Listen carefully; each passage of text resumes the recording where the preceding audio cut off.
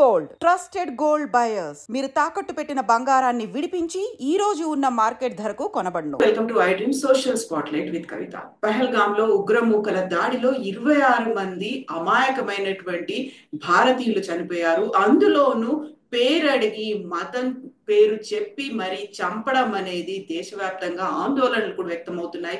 నిరసన ప్రదర్శనలకు దిగుతున్నారు. At the same time Bharat కూడా ఇమ్మీడియట్ గా స్పందించింది. తీవ్ర స్థాయిలో తన నిరసనని ఆందోళనని వ్యక్తం చేసింది. బట్ పాకిస్తాన్ కూడా అంతే తీవ్రంగా ఎందుకని స్పందిస్తోంది? పాకిస్తాన్ విధిస్తున్నటువంటి ఆంక్షల మాట ఏంటి? వీటి గురించి మాట్లాడుకుందాం. పాకిస్తాన్ వెనకాల ఉన్నటువంటి ఆ ధైర్యం ఏంటి? ఎవరున్నారు?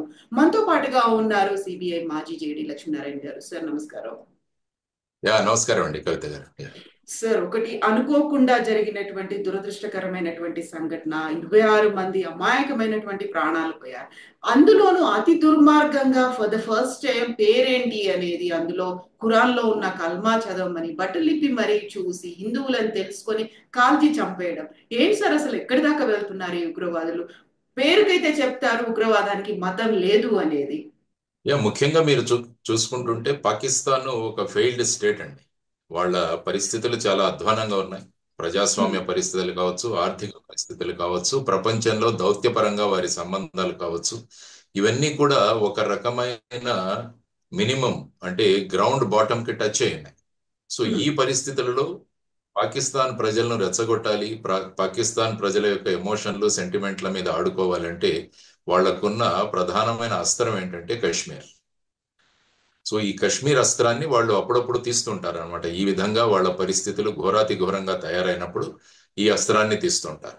సో అదే విధంగా ఇప్పుడు మీరు చూసుకుంటే పాకిస్తాన్ అసలు ఈ ప్రపంచ గ్లోబల్ మ్యాప్ వాళ్ళ అస్తిత్వం ఉందా లేదా అన్న ప్రశ్న ఒకటి తలెత్తింది. ఎందుకంటే ముఖ్యంగా ఆఫ్ఘనిస్తాన్ లో అమెరికా వాళ్ళు ఉన్నంత వరకు వారు పాకిస్తాన్ మీద ఆధారపడి ఉండేవాళ్ళు.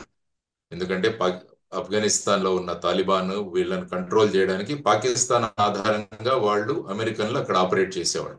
కానీ 2021వ సంవత్సరంలో ఆఫ్ఘనిస్తాన్ నుంచి అమెరికా వెనక్కి వెళ్ళిపోవడం జరిగింది. దానితో అమెరికాకు పెద్ద పాకిస్తాన్ యొక్క ఆధారం కూడా అవసరం లేకుండా పోయింది. దానివల్ల అమెరికా ఆధారం పోగొట్టుకుంది పాకిస్తాన్. ఆ తరువాత అక్కడికి వచ్చిన తాలిబాన్ కూడా పాకిస్తాన్ కు పెద్ద పీట వేస్తుందేమో అనుకుంటే వాళ్ళు కూడా వీళ్ళని పట్టించుకోవడం మానేశారు.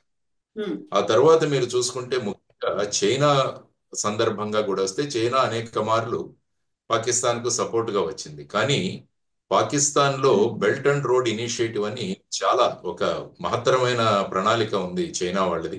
అందులో చాలా విషయాలు వాళ్ళ రోడ్ లైన్స్ ఇవన్నీ కూడా పాకిస్తాన్ లో వెళతాయి. కానీ పాకిస్తాన్ యొక్క ఆర్థిక శక్తి చాలా తక్కువైపోవడం వల్ల బెల్ట్ అండ్ రోడ్ ఇనిషియేటివ్ లో చాలా ప్రాజెక్ట్స్ పాకిస్తాన్ లో ఆగిపోయి ఉన్నాయి. ఆ విధంగా చైనా కూడా పాకిస్తాన్ వల్ల నష్టపోయింది. ఆ తర్వాత ఇంతకు ముందు సౌదీ అరేబియా కంట్రీస్ కానీ గల్ఫ్ కంట్రీస్ కూడా పాకిస్తాన్ ను అప్పుడప్పుడు ఆర్థికంగా ఆదుకుంటుంది. కానీ ఈ మధ్య కాలంలో పాకిస్తాన్ ను ఆదుకోవడం కాకుండా భారతదేశం యొక్క సంబంధాలు సౌదీ అరేబియా కావచ్చు, మిగతా గల్ఫ్ కంట్రీస్ తో చాలా విస్తృతంగా అభివృద్ధి చెందాయి. యాక్చువల్ గా మీరు చూస్తే ఈ పెహల్గావ్ అన్న దురదృష్టకరమైన సంఘటన జరుగుతున్నప్పుడు మన ప్రధాని నరేంద్ర మోడీ గారు సౌదీ అరేబియాలోనే ఉండినారు. వారు అంటే ఈ విధంగా ఎవరైతే మనల్ని ఆదుకుంటారు అన్న దేశాలు కూడా ఇప్పుడు భారతదేశానికి దగ్గర అవడం వల్ల పాకిస్తాన్ మళ్ళా విపరీతంగా కుంగిపోవడం జరిగింది.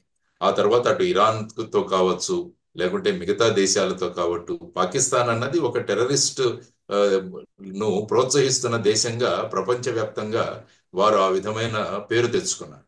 సో ఇటువంటి పరిస్థితుల్లో మా ఉనికిని తెలియజేసుకోవడానికి ఏం చేయాలి? ఇంతకు ముందు ఏమయ్యేదంటే కశ్మీర్ గురించి ఎక్కడ మాట్లాడినా కూడా పాకిస్తాన్ వాళ్ళు అడ్డుకునేవాళ్ళు, లేకుంటే పాకిస్తాన్ అంశాన్ని అనేక చోట్ల వాళ్ళు తీసుకొచ్చేవాళ్ళు.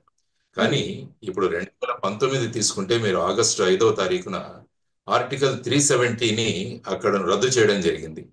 ఆ తర్వాత పంజాబ్కి ఏదైతే స్పెషల్ స్టేటస్ ఉందో దాన్ని తీసివేసి అక్కడ 2 యూనియన్ టెరిటరీలను ఏర్పాటు చేసి కశ్మీర్ యొక్క అభివృద్ధికి బయట ఉన్న వాళ్ళను కూడా భారతదేశం ఆహ్వానించడం మొదలుపెట్టింది. అంటే అదర్ స్టేట్స్ నుంచి కూడా దాంతో పెట్టుబడులు రావడం మొదలుపెట్టాయి. ఆ తరువాత కశ్మీర్లో ఎన్నికలు కూడా నిర్వహించడం జరిగింది. ఆ తర్వాత అక్కడ ప్రజాయుత ప్రభుత్వం కూడా ఏర్పడడం జరిగింది.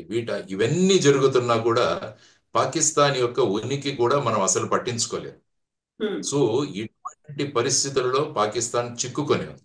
సో ఈ సందర్భంగా మళ్ళా వాళ్ళ ఉనికిని తెలియజేయడానికి ముఖ్యంగా అక్కడ మునీర్ అని అతని ఇప్పుడు పాకిస్తాన్ ఆర్మీ జనరల్, అతని టర్మ్ కూడా కంప్లీట్ అయిపోతుంది. ఆయనకు మళ్ళా సెకండ్ టర్మ్ రావడానికి ఏదో విధంగా తన యొక్క ప్రాబల్యాన్ని కూడా చూపించాలి. అందుకని ఏప్రిల్ 15వ తారీఖున ఒక కన్వెన్షన్ లో ఆయన మాట్లాడుతూ భారతదేశము పాకిస్తాన్ అన్నవి 2 నేషన్ థియరీ ద్వారా ఫామ్ అయినవి. మా ఆచారాలు మా వ్యవహారాలు వేరు, మా సంప్రదాయాలు వేరు, కాబట్టి ఇవి 2 దేశాలే తప్ప ఈ 2 దేశాలు మళ్ళా కలవడం అన్నది జరగదు అన్నది ఆయన చెప్పాడు. ఆ తర్వాత చెప్పడం కశ్మీర్ గురించి కూడా ఆయన వ్యాఖ్య చేశారు. ఎందుకంటే మన శరీరంలో జుగులర్ వెయిన్ అని ఒకటి ఉంటుంది ఇక్కడ మన మెడ దగ్గర నుంచి, అంటే మెదడు నుంచి తర్వాత ఈ ప్రాంతం నుంచి హృదయానికి రక్తం తీసుకొచ్చేదాన్ని జుగులర్ వెయిన్ అంటారు. అంటే చాలా ప్రధానమైన మన బాడీకి, ఎందుకంటే మెదడుకి గుండెకి సప్లై కనెక్ట్ చేస్తుంది. అది మాట్లాడుతూ ఆయన ఏమన్నారంటే పాకిస్తాన్కి కశ్మీర్ అన్నది ఆ విధమైన నాడితో సమానం మాకని 3 సార్లు మాట్లాడాడు ఆయన. అంటే ఈ విధమైన పరిస్థితుల్లో తన ఎక్స్టెన్షన్ కోసం తర్వాత వచ్చేసి వీలైతే తనే అక్కడ దేశాధ్యక్షుడిగా కూర్చొనే అవకాశం, ఎందుకంటే పాకిస్తాన్ యొక్క హిస్టరీ చూసుకుంటే అనేక పర్యాయాలు అక్కడ ఆర్మీ జనరల్స్ ప్రెసిడెంట్లుగా అయ్యారు. అక్కడ జనరల్ జియాఉల్ హక్ కావచ్చు, లేకుంటే పర్వేజ్ ముషరఫ్ కావచ్చు, వీళ్ళందరినీ మనం చూసాం. సో ఆ విధంగా మునీర్ కూడా ఆ విధమైన స్థానానికి వెళ్ళాలి అన్న ఆశలు ఉన్నట్టున్నాయి. అది వాళ్లకు వాళ్ళ చేతిలో ఉన్న ఒకే అస్త్రం కశ్మీర్.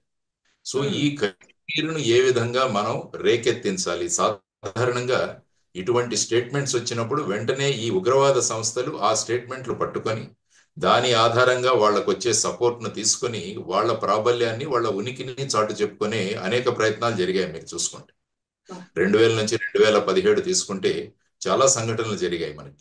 సో ఇటువంటి సంఘటనలో మళ్ళా 2017 తర్వాత జనరల్ పబ్లిక్ ను అటాక్ చేసిన సంఘటనలు లేవు.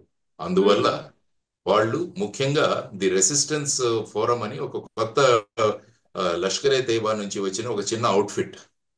ఎప్పుడైనా ఒక కొత్త అవుట్ఫిట్ వచ్చిన తర్వాత వాళ్ళు కూడా వాళ్ళ ఉనికిని తెలియజేసుకోవాలి.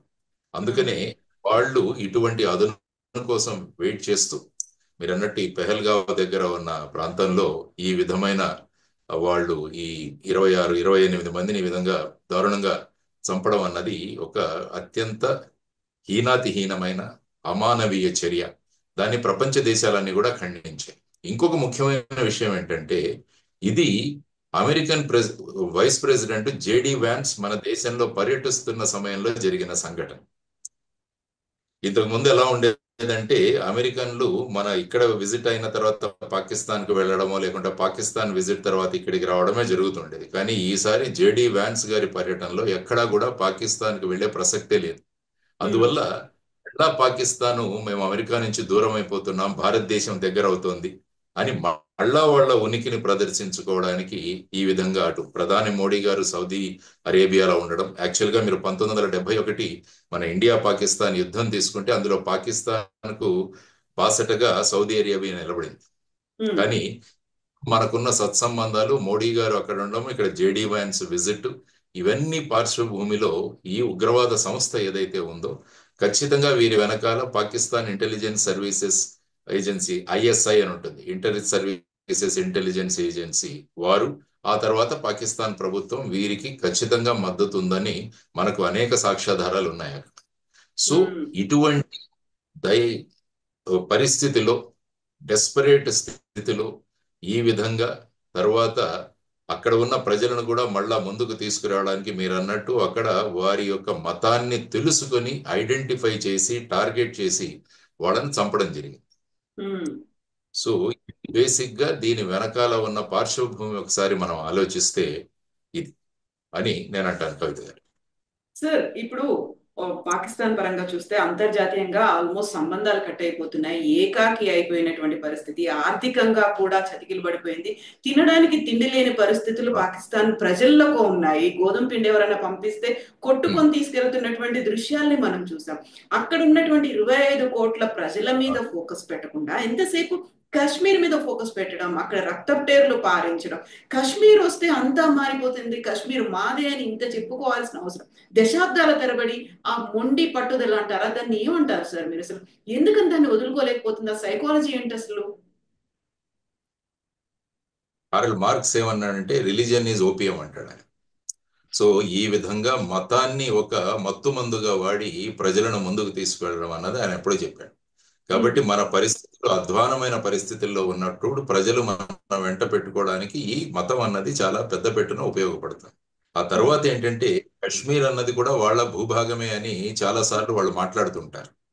ఎందుకంటే దేశానికి స్వాతంత్రం వచ్చి మనం ఆ సందర్భంగా 1948లో వాళ్ళ ట్రైబల్ దాడులు అని చెప్పేసి ఏ విధంగా వచ్చి పాకిస్తాన్ ఏ విధంగా మనం జమ్మూ అండ్ కాశ్మీర్ ని ఏ విధంగా ఆక్యుపై చేశారు, పిఓకే అన్నది ఏర్పడింది. ఆ తర్వాత దీన్ని యునైటెడ్ నేషన్స్ తీసుకువెళ్ళడం వల్ల అది అలాగే ఉండిపోయింది ఇప్పటి వరకు. కాబట్టి ఇటు భారతదేశం చూసినా కూడా మనం పిఓకే అన్నది మన భూభాగం అని మనం చెప్పుకుంటాం, ఖచ్చితంగా అది ఉండాలి కూడా మన భూభాగం. కానీ వాళ్ళు దీన్ని ఉపయోగించుకొని అక్కడ ప్రజల యొక్క సెంటిమెంట్స్, ఎమోషన్స్ ను రేస్ చేస్తూ వాళ్ళు ఈ ఎకానమీ కానీ వాళ్ళ పేదరికం కానీ నిరుద్యోగం కానీ ఇవన్నీ మరిచిపోయి ఈ మతాన్ని పట్టుకొని కశ్మీర్ను పట్టుకొని వాళ్ళు దేశాన్ని ముందుకు తీసుకెళ్లే ప్రయత్నం వాళ్ళు చేస్తున్నారు అనమాట. ఇది ముఖ్యంగా మనం చూడాల్సిన అంశం. ఆ విధంగా వీళ్ళు యువతరాన్ని పెడతోవన పట్టించి వాళ్లకు అక్కడ ఆర్మడ్ ట్రైనింగ్ ఇచ్చి వాళ్లకు మనం ఈ విధంగా వాళ్ళని వెళ్ళి అక్కడ చంపితే మనకు వచ్చే జన్మలో బ్రహ్మాండమైన ఉంటుంది జన్నత్ అన్న ఒక విధంగా వాళ్ళతో మాట్లాడుతూ వాళ్ళను బ్రెయిన్ ఈ విధంగా వాష్ చేస్తూ వాళ్ళందరూ కూడా ఈ విధంగా చూస్తారు. అందుకనే నిన్న కూడా చూసాం, ఇద్దరు టెర్రరిస్టులు అక్కడ మళ్ళా మన భాగంలోకి వచ్చి అక్కడ మన ఆర్మ్డ్ ఫోర్సెస్ వాళ్ళని చంపేయడం జరిగింది. సో ఈ విధమైన ప్రక్రియలు జరుగుతూనే ఉంటాయి మన దగ్గర. సో ఎలాగైనా ఈ అంశాన్ని లైవ్ లో ఉంచాలి, లైవ్ లో ఉంచితే గాని మనం ప్రజలకు ఏదైనా చెప్పగలం. ఇప్పుడు కనుక అక్కడ వచ్చేసి భారతదేశానికి పిఓకే ఇచ్చేద్దాం అంటే అక్కడ నిరసనలు ఇవన్నీ కూడా ప్రదర్శించబడతాయి. కాబట్టి ఆ విధంగా కాకుండా ఇది ఒక ప్రధానమైన అంశం. అందుకనే ఆయన జుగులర్ వెయిన్ అన్నారు. అంటే మన దేహానికి ఈ వెయిన్, ఈ నాడి ఏ విధమైన ప్రాధాన్యమో అదే విధంగా కశ్మీరు పాకిస్తాన్కి అంత ప్రాధాన్యమని ఆయన పెద్ద మీటింగ్ లోనే చెప్పడం జరిగింది. సో ఇటువంటి పాఠ్యభూమిలో పాకిస్తాన్ ఎప్పుడూ కూడా కశ్మీర్ విషయంలో వాళ్ళు అనేక సందర్భాలలో యునైటెడ్ నేషన్ లో కావచ్చు, మిగతా ఫోరంలో కూడా వాళ్ళు తల ఎత్తారు. అది యాక్చువల్ గా మీరు సిమ్లా అగ్రిమెంట్ చూసుకుంటే ఇండియా పాకిస్తాన్ మధ్య ఉన్న బైలేటరల్ రిలేషన్స్, ఈ విషయాలు ఏవైనా ఉన్నాయో అవి పరస్పరం చర్చించుకోవాలి, కానీ ఎక్కడా కూడా ఇంటర్నేషనల్ ఫోరం దగ్గర దీన్ని ఎత్తకూడదు అన్నది మనకు అప్పుడు ఇందిరాగాంధీ గారికి, జుల్ఫికర్ అలీ భుట్టో గారికి జరిగిన సిమ్లా అగ్రిమెంట్. కానీ ఎక్కడ పాటించలేదు పాకిస్తాన్.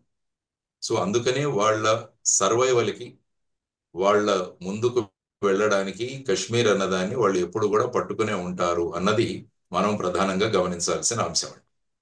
సార్, ఇప్పుడు ప్రధానమంత్రి మోదీ ఒక మాట అన్నారు, నీళ్లు రక్తము ఒకేసారి పారలేవు అంటూ సింధు నది జలాల్ని కంట్రోల్ చేశారు. బట్ విచిత్రంగా వితండవాదం చేస్తూ సిమ్లా ఒప్పందం గురించి పాకిస్తాన్ కూడా మాట్లాడుతుంది. ఎట్ ద సేమ్ టైం వాళ్ళ టెరిటరీ నుంచి మన విమానాలు వెళ్లకుండా ఆంక్షలు విధించడం, ఇంకా ఏం చేద్దామని అనుకుంటోంది సార్? అసలు పాకిస్తాన్ అంతా ఏకాకైపోయింది, అసలు ఏ పరిస్థితులు లేవు అనుకున్నప్పుడు ఒక రకంగా యుద్ధానికి కాలు దువ్వుతున్నటువంటి పరిస్థితి, అక్కడ బోర్డర్స్ లో బలగాల్ని మోహరిస్తున్నారు.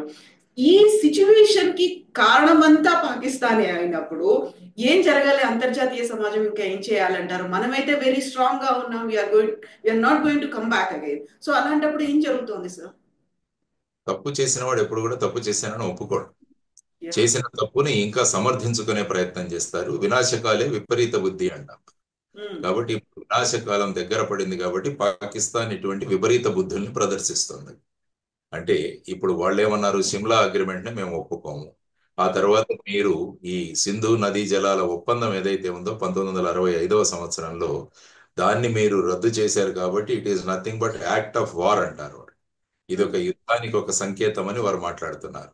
తర్వాత వారు కూడా మన భారతదేశం యొక్క ఈ డిప్లొమాటిక్ స్ట్రెంగ్త్ ను కూడా వాళ్ళు కూడా 55 నుంచి 30కి తగ్గించడం, ఆ తర్వాత వీసాలు రద్దు చేయడం, ఇవన్నీ కూడా మనం ఈ విధంగా చేశాం, వాళ్ళు కూడా ఆ విధంగా చేస్తూ ఈ విధమైన ప్రయత్నాలు చేస్తూ వాళ్ళ భూభాగంలో వాళ్ళ సైనిక దళాలను కూడా అనేక స్థావరాలలో మోహరించి పెట్టుకొని ఉన్నారు.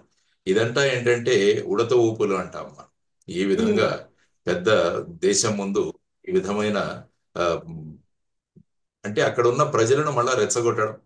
Most yeah. ప్రాబ్లీ ఇవన్నీ చేసిన తర్వాత ప్రస్తుతం ప్రజాస్వామ్య ప్రభుత్వంలో ఉన్న బషీర్ ఆయన కాకుండా మనం గనక మునీర్నే ప్రెసిడెంట్ గా చేస్తే సరిపోతుందన్న ఒక భావాన్ని తీసుకురావడానికి కూడా ఇది కూడా ఒక మార్గం.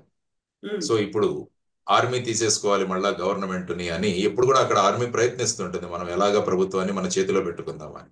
కాబట్టి దీన్ని ఒక పెద్దగా వాళ్ళు చిత్రీకరించి మేము ఇంత ధైర్యంగా వెళ్ళాలంటే అధికారం అంతా మా చేతుల్లో ఉండాలి అన్న ధోరణిలో మళ్ళా అక్కడ ఆర్మీ టేక్ ఓవర్ చేసే అవకాశం కూడా ఉంది. ఇవన్నీ ఏంటంటే అక్కడ ఉన్న స్వార్థపూరిత రాజకీయాలు, మళ్ళీ అక్కడ ఉన్న మెబల్యాన్ని పెంచుకోవడానికి ఈ విధంగా చేస్తున్న విషయాలు. ఎందుకంటే అంతర్జాతీయంగా అన్ని దేశాలు ఈ చర్యను ఖండించాయి. ఉమ్, ప్రపంచంలోని అన్ని దేశాలు కూడా అందరూ ఏం కోరుకుంటున్నారంటే ఏ విధంగా ఇజ్రాయెల్ ఫలస్తీన్ గాజా స్ట్రిప్ లో హమాస్ మీద ఏ విధంగా దండయాత్రలు చేస్తుందో ఆ విధంగా భారతదేశం కూడా చేయాలి అన్నది కొంతమంది ఫారిన్ డిప్లొమాట్స్ కూడా మాట్లాడిన విషయాలు మనం చూసాం. ఉమ్, ఇటువంటి పరిస్థితుల్లో భారతదేశం ఏం చేయాలి అది ఒక మనందరి ముందు ఉన్న ఒక, అందుకనే నిన్న బీహార్లో పర్యటనలో కూడా మోదీ గారు మాట్లాడారు. మాట్లాడి ఈ చర్యకు పాల్పడిన వాళ్ళు భూగర్భంలో ఎక్కడ దాగి ఉన్నా కూడా వాళ్ళని పట్టుకుంటాం, వాళ్ళ మీద చర్యలు తీసుకుంటాం అని చెప్పారు. ఇంకొకటి ఏంటంటే ఆయన హిందీలో మాట్లాడుతూ ఆపి ఈ భాగాన్ని ఆయన ఇంగ్లీష్ లో మాట్లాడారు. అంటే అందరికి తెలియాలి. ప్రపంచ దేశాల్లో భారతదేశం యొక్క సంకేతం ఏంటి అన్నది స్పష్టంగా తెలియాలి. సో ఆ విధంగా ప్రభుత్వం చాలా డిటర్మిన్డ్ గా ఉంది. ప్రభుత్వం ఉమ్, ఖచ్చితంగా మేము చర్యలు తీసుకుంటున్నాము అన్న భావాల్ని కూడా వాళ్ళు వ్యక్తం చేశారు, ప్రకటించారు. ఆ తర్వాత వ్యూహ రచన అన్నది జరుగుతున్నది. సో ఉమ్, ఈ విధంగా ముందుకు వెళుతున్న ఈ సందర్భంలో అక్కడ ముఖ్యంగా మనకు తల ఎత్తుతున్న ప్రశ్న ఏంటంటే ఆ ప్రాంతంలో ఎటువంటి సెక్యూరిటీ బలాలు లేవు అన్నది ఒక అంశం ఒకటి ముందుకు వచ్చింది మనకి. ఉమ్, అంటే ఇంతమంది టూరిస్టులు అక్కడికి వెళ్ళినప్పుడు ఆ ప్రాంతంలో ఎటువంటి పోలీస్ ప్రజెన్స్ కానీ ఆర్మీ ప్రజెన్స్ కానీ అక్కడ లేదు అన్నది ఒక వచ్చిన విమర్శ. ఆ తరువాత మనకు కొన్ని రోజుల క్రితమే ఏప్రిల్ 4, 5 తారీఖుల్లోనే ఒక ఇంటెలిజెన్స్ ఇన్పుట్ వచ్చిందని మన పేపర్లో ప్రకటిస్తున్నాం. అంటే ఈ పెహల్గాం దగ్గర పాకిస్తానీ టెర్రరిస్టులు వాళ్లకు తెలిసిన వాళ్ళ దగ్గర నుంచి అక్కడ హోటల్స్ అన్నిటిలో కూడా రెక్కీ చేశారు అని. ఉమ్, ఆ తరువాత వచ్చేసి పెహల్గావ్ పరిసరాల్లో టెర్రరిస్టులు వాళ్ళు ఇటువంటి ఊచకోతకు పాల్పడే అవకాశం ఉందన్న ఇన్పుట్ కూడా వచ్చింది. ఇన్ని ఇన్పుట్స్ ఉన్నా కూడా మరి ఆ ప్రాంతంలో ఏ విధంగా సెక్యూరిటీ ఫోర్సెస్ లేవు అన్నది ఒక అంశం మనం పరిశీలించాల్సిన అంశం. కానీ ఈ రోజు పేపర్లో వచ్చిన అంశం ఏంటంటే సాధారణంగా ఈ ప్రాంతం ఏ ప్రాంతంలో అయితే ఈ ఘటన జరిగిందో పెహల్గావ్ దగ్గర నుంచి అక్కడికి వెళ్ళాలంటే పోలీస్ పర్మిషన్ కావాలి టూరిస్టులకి. ఎందుకంటే అక్కడ వెహికల్స్ వెళ్ళవు, మనుషులు నడిచి వెళ్ళాలి, ట్రెక్కింగ్ చేసుకుంటూ వెళ్ళాలి, లేకుంటే పోనీ హార్సెస్ అంటే గుర్రాల మీద వెళ్ళాలి. అక్కడికి సాధారణంగా అక్కడ వెహికల్స్ వెళ్ళవు. అక్కడ విజిటర్స్ ను అలౌ చేయాలంటే ముందు పోలీస్ పర్మిషన్స్ కావాలి. కానీ ఎటువంటి పోలీస్ పర్మిషన్స్ తీసుకోకుండా అక్కడికి ఈ టూరిజం ఏజెంట్స్ ఎవరైతే ఉంటారో వారు ఈ 1000 మందిని అక్కడికి 2 రోజుల్లో తీసుకువెళ్లారన్నది ఒక రిపోర్ట్ వస్తుంది. ఉమ్, సో ఇటువంటి పరిస్థితుల్లో మనం కూడా మన ఇంటెలిజెన్స్ ఏజెన్సీస్ తర్వాత మన సెక్యూరిటీ ఫోర్సెస్ ఏ విధంగా మనతో ఏమైనా లోపాలు జరిగితే వాటిని ఎలా సరిదిద్దుకోవాలన్నది కూడా మనం కూడా ఆలోచించుకోవాల్సిన ఒక అంశం. రాబోయే కాలంలో ఇటువంటి దాడులు అన్నవి కూడా జరగకుండా ఎలా కాపాడుకోవాలన్నది ఒక విషయం. తర్వాత అక్కడ ఉన్న ప్రభుత్వం కేంద్ర ప్రభుత్వం రెండు చేతిలో చేయి కలిపి అక్కడ సెక్యూరిటీ ఏర్పాటు చేయాల్సిన అవసరం కూడా చాలా ఉంది. ఎందుకంటే అక్కడ నేషనల్ కాన్ఫరెన్స్ ప్రభుత్వం ఉంది, ఆ తర్వాత సెంటర్లో ఎన్డీఏ ప్రభుత్వం ఉంది. అయినా కూడా సెక్యూరిటీ రక్షణ పార్టీలు అన్నవి ఎక్కడ కూడా పక్కకు వెళ్ళిపోతాయి.